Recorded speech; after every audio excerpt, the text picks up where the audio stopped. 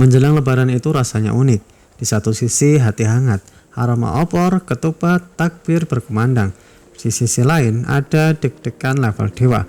Bukan karena takut ketupatnya kurang matang, tapi karena pertanyaan keluarga besar sudah siap mengantri.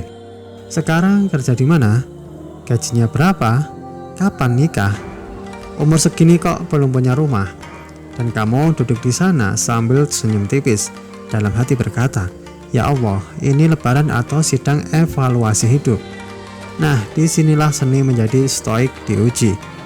Stoik bukan berarti jadi orang dingin, jutek, atau nggak punya perasaan. Stoik itu soal mengatur respons. Filsafat ini banyak dibahas oleh tokoh seperti Epictetus dan Marcus Aurelius. Intinya sederhana cuy, ada hal yang bisa kita kendalikan dan ada yang tidak. Yang bisa kamu kendalikan, pikiranmu, responmu, dan tindakanmu. Yang tidak bisa kamu kendalikan, komentar orang, ekspektasi keluarga, standar sosial yang kadang lebih ketat dari syarat KPR.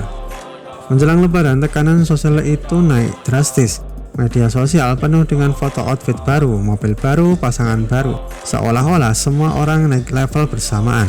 Kalau kamu lagi di fase merintis, bisnis belum stabil, kerja belum mapan, atau masih berjuang memperbaiki diri, rasanya bisa makin sesak di dada.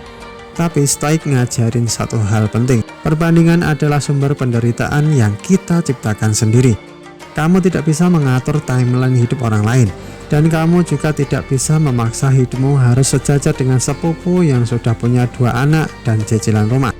Hidup bukan lomba lari 100 meter, ini maraton. Bahkan kadang trail run, penuh tanjakan.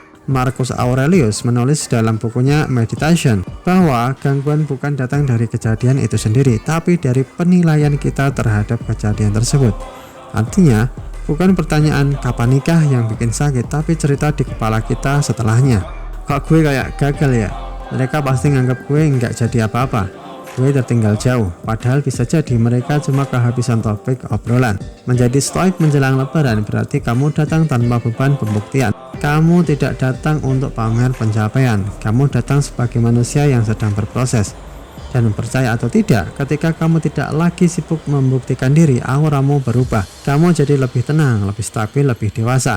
Stoik juga punya konsep keren yang namanya premeditatio moralum.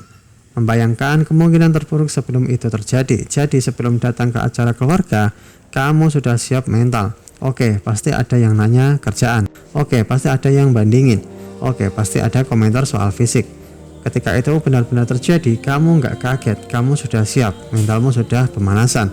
Lebaran akhirnya bukan lagi medan perang, tapi medan latihan karakter. Dan ada insight penting di sini, hidup bukan proyek keluarga besar. Mereka boleh punya opini, tapi mereka tidak menjalani konsekuensi dari pilihan hidupmu. Mereka tidak bangun pagi dengan kegelisahanmu. Mereka tidak tahu detail perjuanganmu.